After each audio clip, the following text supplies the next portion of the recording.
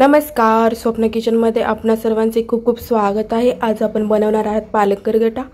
पालक कट करून घेतलेली आहे। त्यानंतर टोमॅटो घालूया।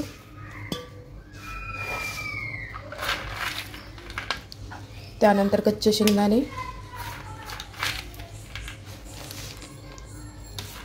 पाच ते 10 मिनिट उकळून घेऊयात।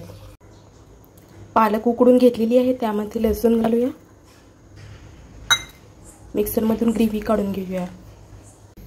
तेल तापलेलं आहे, मोहरी घालूया।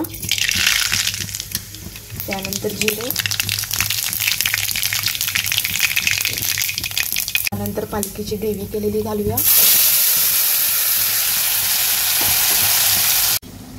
त्यानंतर हिरवी मिरची पेस्ट केलेली घालूया।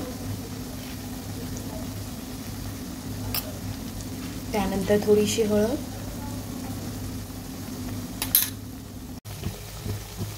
त्यानंतर लागेल तसं पाणी घालूया। चवीनुसार मीठ घालूया। मुगाच्या डाळीचं पीठ घालून फेटून घेऊया।